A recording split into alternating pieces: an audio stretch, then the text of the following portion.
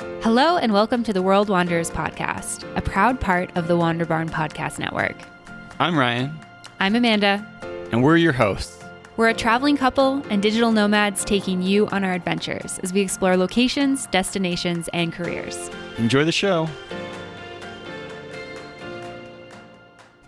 Hello, everyone, and welcome back to another episode of the World Wanderers podcast. We are excited to be back with you guys today for part 3 of our Argentina series.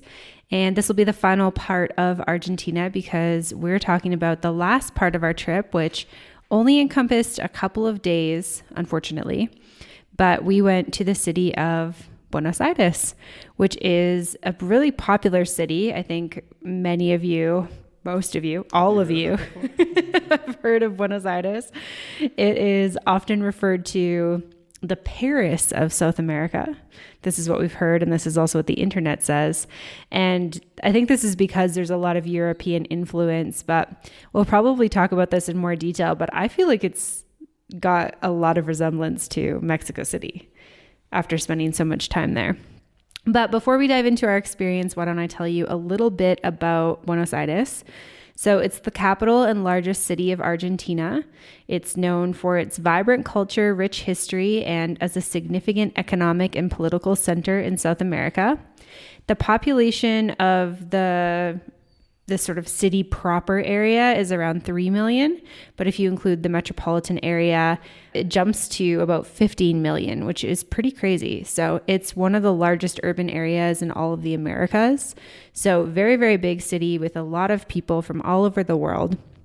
And it's really known for tango music and dance. It's also known for its amazing cuisine. It's very, very well known for good food. And then in terms of geography, just so you guys know, and of course you can Google where BA is in the world, but it is located on the southeastern coast of the South American continent along the Rio de la Plata. So that is a river, a big river. Very big. There's some places where you can't really even see across. Yeah, for sure. And if you can actually take a ferry across to Uruguay. So that's kind of how you can get there if you don't want to take a plane. And that would actually be the most convenient way, I think, to get between BA and Montevideo or some of the other places in Uruguay. But Buenos Aires is also known for its amazing climate. And this is one of the things that I think has really attracted remote workers and digital nomads over the last couple of years. It's got warm summers, cool winters, but nothing that's too extreme. And the city has tons of green spaces, a lot of great neighborhoods, which we'll talk about later on. And it's just got a lot of distinctive character and great spaces and stuff. So it was nice when we went there because we went at the end of November or towards the end of November, which for those of us from North America, that's really late into fall, heading into winter. But that's getting into summertime. Like we talked about in Bariloche, we were supposed to be in Bariloche for spring, unseasonably cold spring season, but BA delivered with the good weather. Yeah, it was really nice when we left Bariloche. It wasn't the nicest weather, got kind of accustomed to colder weather, and then showing up in Buenos Aires and getting beautiful sunny weather was awesome. And this was actually the second time we'd been there. So back in 2014 when we did our big adventure around South America, the place we spent the most time was actually in Buenos Aires. We got there March 2014. I think it was the beginning of April, maybe the first 2 weeks of April. And we were there just over 2 weeks. Yeah, right around that. Which is funny now looking back to be I felt like such an extensive amount of time that we spent there. Where we got into a routine and made friends. That was the longest we stayed anywhere on that 6-month trip. That's what I'm saying, yeah. So yeah, experience with the city. It was actually kind of fun going back. We were staying in we knew kind of a area that was close to where we had been before, but the first time we stayed, we had coordinated a homestay through a Spanish school, and so we couldn't remember exactly where it was.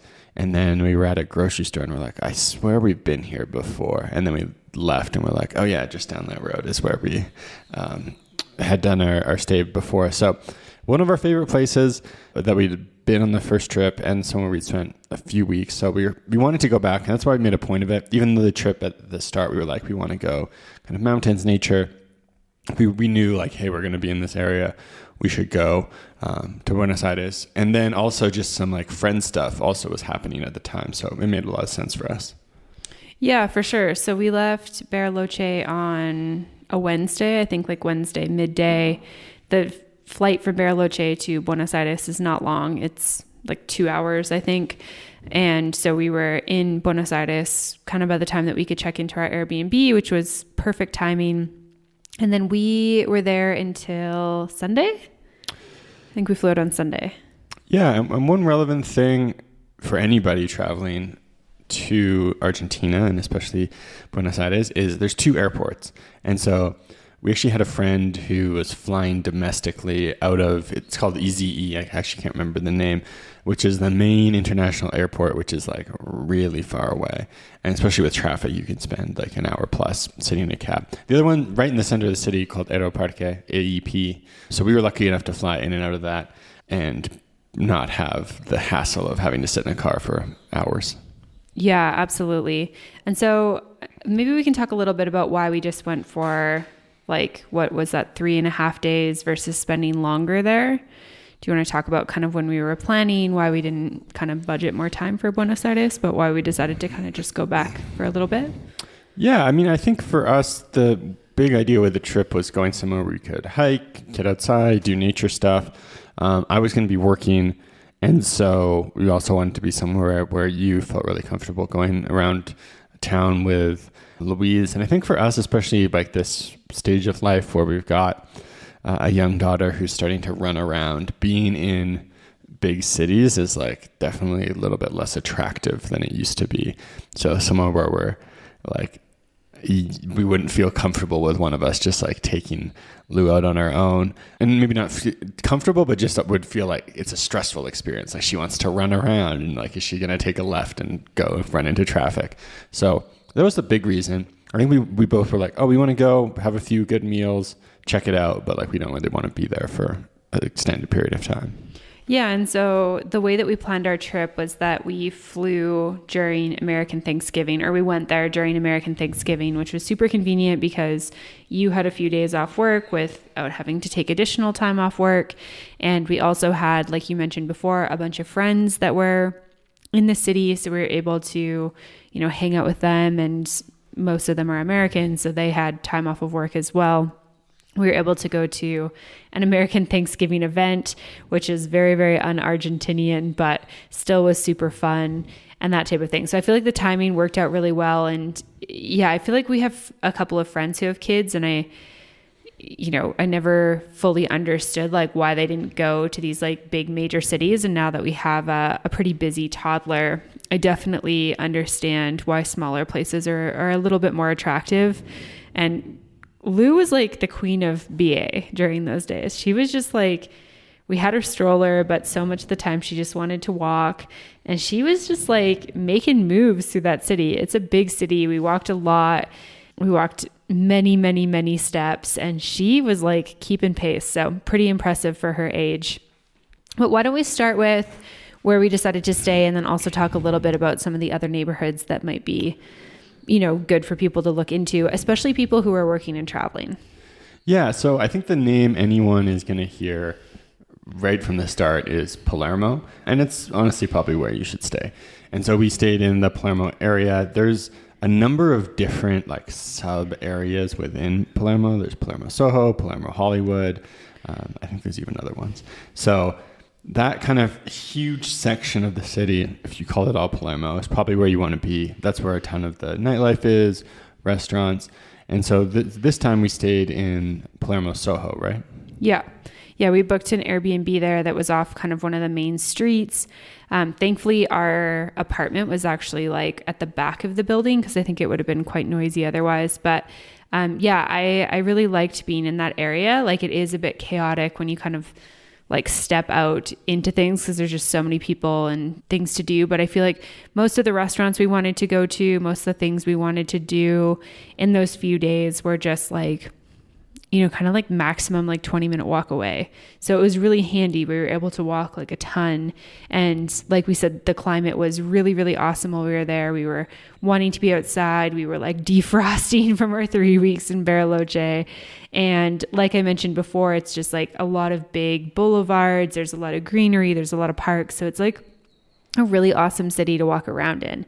I think you get the best experience if you can be in a neighborhood where you feel really comfortable walking and you have things close by and you're not having to constantly be either on the metro or in a taxi or whatever. Yeah. And so Palermo is definitely like the place where there's more hotels, lots of Airbnbs, definitely more expensive to be there than some other places. Some other neighborhoods you might hear the name of: Via Crespo, which is really close to Palermo, Belgrano, San Telmo, Recoleta. And then one you'll definitely hear about, kind of the center of the city, and La Boca are kind of two other areas that are really common for people to go visit, but much less common for people to actually stay in, at least for like the nomad touristy crew. So yeah, we were definitely not like BA experts, having only spent a handful of weeks there. But from our experience and like friends who've spent a longer time, kind of around the orbit of Palermo is kind of a nice place to be. Mm-hmm. Yeah, absolutely. And so BA is the type of city where you could spend months and months and months there. And I think you would certainly not run out of amazing restaurants to try. And I don't think you'd run out of fun things to do because it's just so big and there's just so much culture and music and amazing stuff there. But why don't we just talk a little bit about what we did? And let's keep in mind, we only had 3 days and we have a toddler. So yeah, I think our biggest thing was just eating at some good restaurants. So, and walking around lots, but we were there we had Wednesday night, Thursday night, Friday night, Saturday night, right? So 4 nights. Yeah. 4 nights, 4 meals. And to be honest, we didn't do a ton other than walking around to cafes, restaurants. So the first day we went out for dinner. The Thursday night we had a cool Friends Thanksgiving event put together.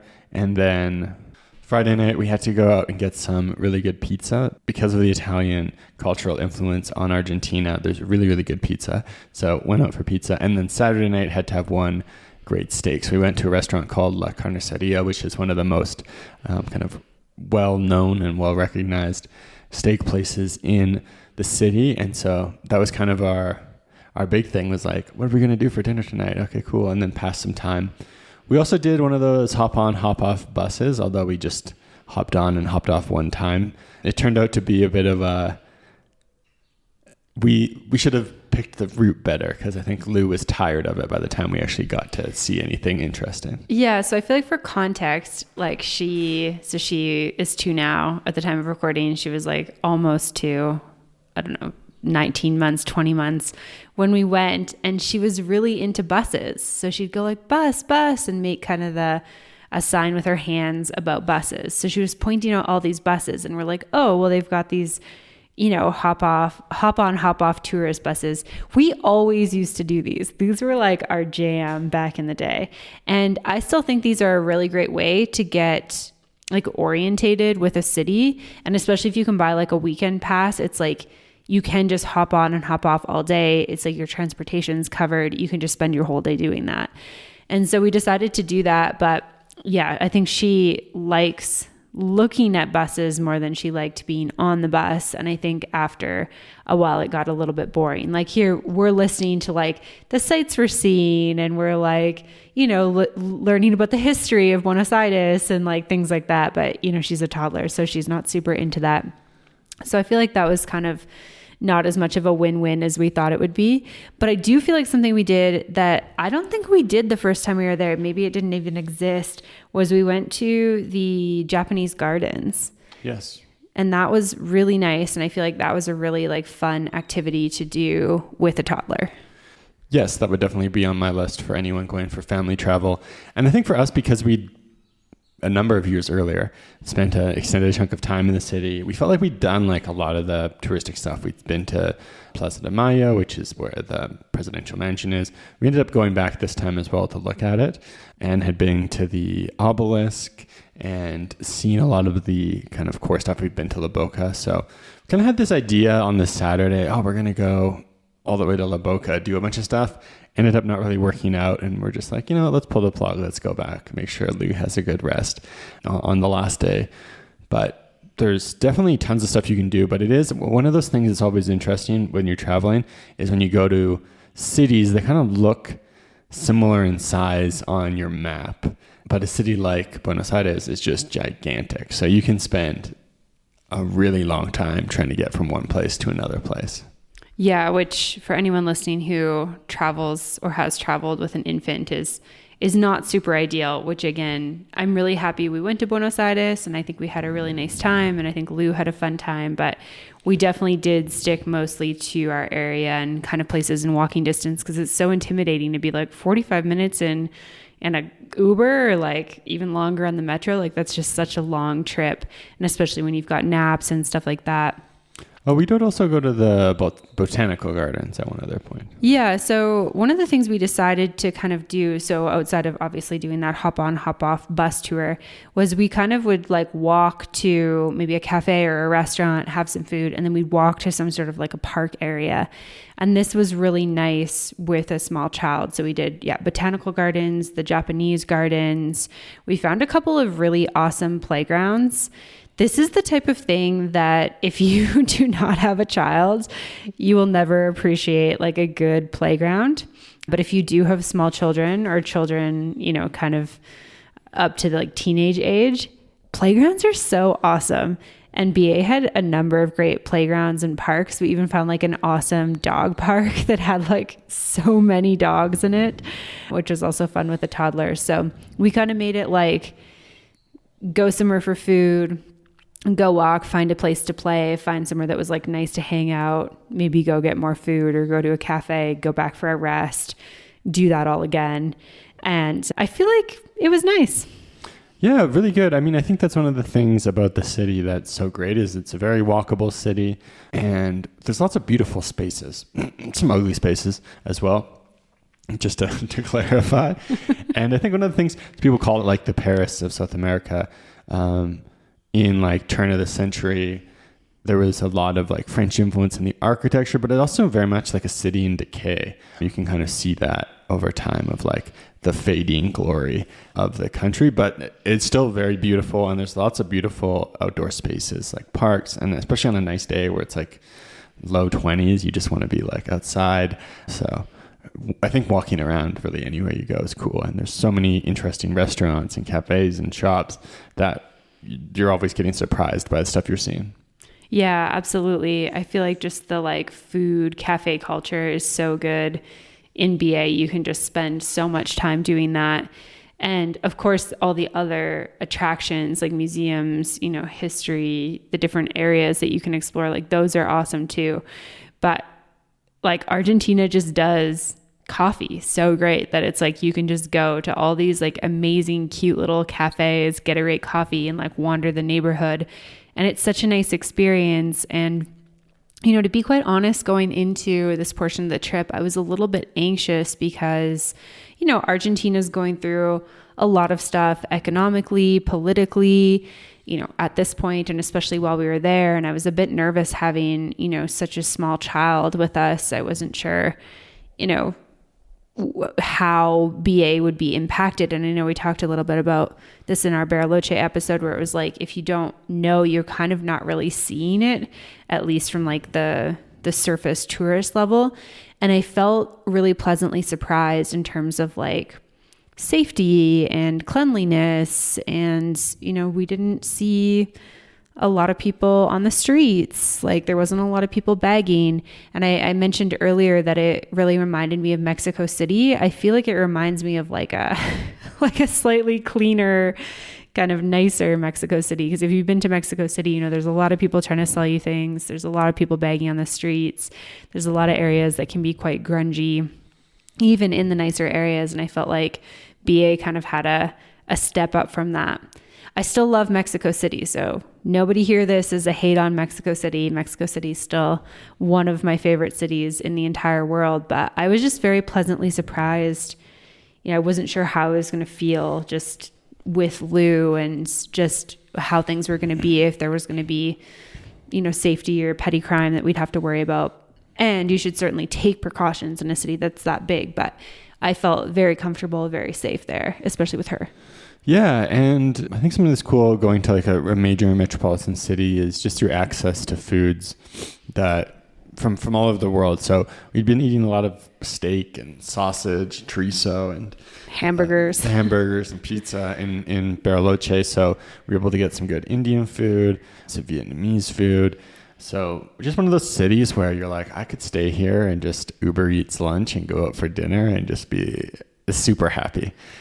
But you couldn't Uber Eats lunch. You would have to pedidos ya or Rappi lunch. But yeah, cool city. Lots going on.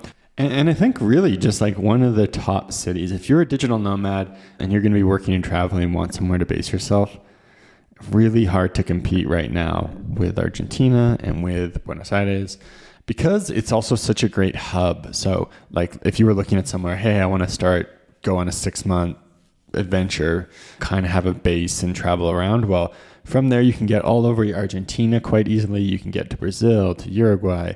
So tons of cool stuff you can do. And because Argentina goes all the way from Patagonia to like north bordering on Bolivia, it's very temperature and climate diverse too, from like hot desert climate to super cold, snowy ski, snowboard climate.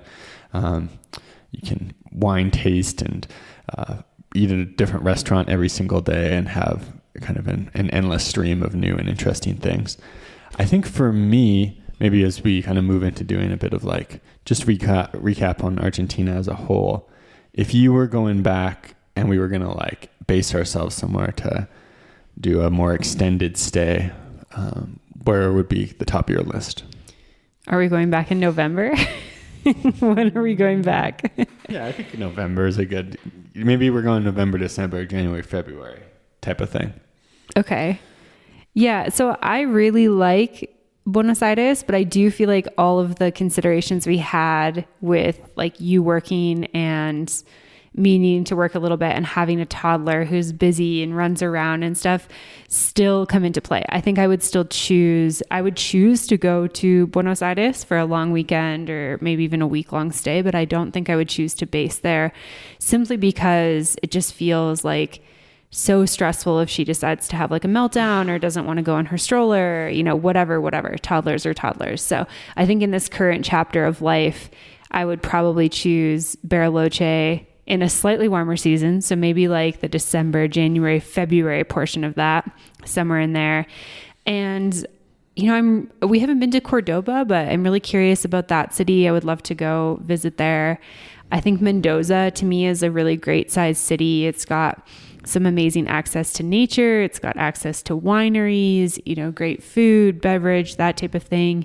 I think the climate is a bit more temperate than Bariloche is. So yeah, I feel like those would kind of be maybe my top options. What about you? Yeah, I think I'd be pretty similar. Like I think in a previous life stage, would be excited about Buenos Aires, but right now, I think finding those second cities, kind of like we've done here in Mexico with Querétaro. Like, I don't know what the Querétaro of Argentina is. Maybe it doesn't exist, but a city like that, I've heard, like you mentioned, good things about Cordoba.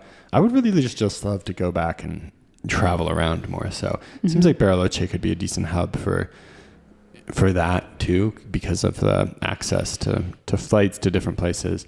But yeah, Mendoza would be on the list. So lots of options for sure.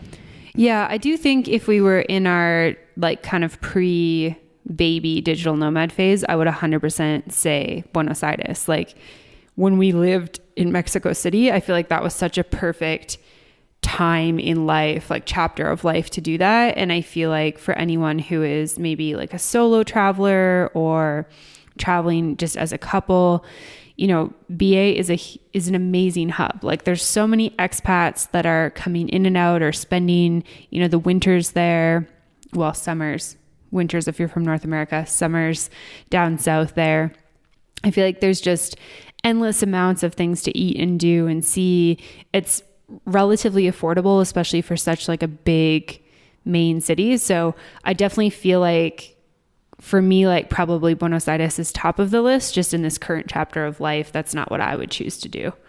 I also feel like it's worth mentioning, we kind of mentioned that we were eating some food and we mentioned the one steak restaurant that was really awesome. But for anyone who's like a major foodie, Buenos Aires has some of the, top rated restaurants in the world. So if you're going for a limited period of time, like a long weekend or a week or 2 weeks, like we've done, I would plan ahead and look at the restaurants that you want to eat at, because you need reservations for a lot of these places. There's some of them that only take, reservations like once a year or once a month, and it's really hard to get them. But Buenos Aires is like, I think you can eat amazing food just in general without going to any of the like top restaurants. Or if you just Googled around you restaurants, you'd probably find a bunch of stuff that has like 4.5 and above ratings on Google. But they also, for anyone who really wants to try these like, these set menus and stuff like that, they've got a bunch of those experiences too. You just need to plan a little bit more ahead for those. Yeah. And if someone was planning a longer stay, what are the types of things that maybe we didn't talk about having done, but you think people should think about doing? All right. So I think going to San Telmo Market is something that is really fun to do. I remember we did that when we were there the first time. I really wanted to go back, but it just didn't work out like we said. And then also going to La Boca. La Boca has kind of this like famous, colorful building that people stand in line to get photos with.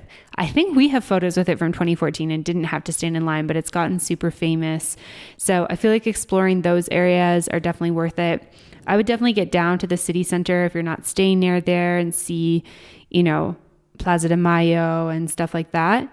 I think that going to a soccer or a football game is football is something you should definitely do if you're in South America.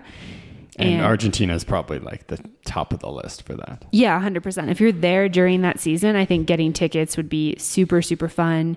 I think experiencing tango in some way. And if you go to a bunch of these like neighborhoods, you'll see people just doing tango on the street and stuff like that. But we went to an actual like tango show, like a night show. It's like a dinner show type thing when we were there the first time. And that was a really, really cool experience. So we definitely recommend experiencing some tango.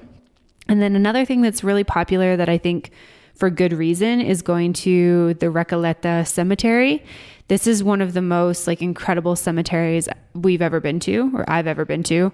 I know I went to some really amazing cemeteries when I was in New Orleans a couple of years ago, and I think that's the closest that I've ever seen to rivaling the Recoleta Cemetery. But I would definitely recommend doing that as well. Yeah, and a couple things that come up for me. One, taking a short trip to whether it's Colonia or Montevideo in Uruguay. It's just a ferry ride away. So if you've got a day or a weekend, that could be a cool thing to do. I know people talk about it kind of as a somewhat more seasonal thing, but Tigre is just outside of Buenos Aires, and it's kind of got all these interesting canals and stuff. So that can be a really cool day trip. And one of the interesting things about Argentina is that polo is actually... And so you can go watch like polo matches, which would be, I think, a cool experience. And there's probably like the world's most popular site for that is in this city. So that would be really cool to do as well. And then, maybe seconding the sporting event. I think there's some really cool. So one, River Plate and Boca Juniors are like two famous Argentinian clubs. So going to one of those. But I think like the biggest one, the coolest one would be going to see the Argentinian national team play somewhere. Yeah, for sure. I feel like that'd be really awesome. And then I think anything that you could do around like food experiences, like doing a cooking class, I think would be really cool. Doing any type of like food tour where you got to try a bunch of the local dishes would be really interesting. I don't have a specific recommendation, but I feel like there's definitely like lots of that you can do. And then there are a ton of museums. I'm not going to list them because we haven't been to a ton of them, but there's a ton of museums. So if you're somebody who really likes museums, I think you could make like a whole trip just around museums in the city, because there's just so much history and just so much to learn about. So I feel like that's another thing that if you enjoy museums, definitely do that. And if you enjoy parks, kind of like we mentioned, there's a lot of amazing like gardens and stuff like that. Yeah, for sure. Anything else you want to add before you wrap? I think just encouraging people to get out there, see Argentina in general. I think we were just very, very, I don't know, pleasantly surprised to revisit these places in Argentina, or maybe we just had a really great time, I guess you could say. I just feel like Argentina is awesome. I already want to go back. I feel like there's so much more to explore there. And so I would just recommend people to add Argentina to your bucket list if it's not there already, and particularly Buenos Aires. Yeah, and it's definitely a long trip. So it can be cool to build into something bigger if you're going to go. Maybe you go to Brazil and then Argentina for a bit, or go to Santiago after. But there's lots of cool things you can do to kind of expand your trip, and different ways you can get down there to make it more economical. But this is the end of our series on Argentina. So if you are planning a trip down there and have specific questions, let us know. Hopefully we can answer them, or we could connect you with someone who could. And until next time, thank you for listening. Bye, guys. Thanks for listening to this episode. If you want more, make sure to check out The World Wanders Insider, available on Patreon at patreon.com/theworldwanderers. For show notes, head over to theworldwanderers.com. Find us on social media at The World Wanderers Podcast, and join the private Facebook community at World Wanderers, a community for travelers. You can always get in touch with us at info@theworldwanderers.com. And if you enjoyed the show, don't forget to subscribe and leave a review. It really helps us find new listeners. See you next time.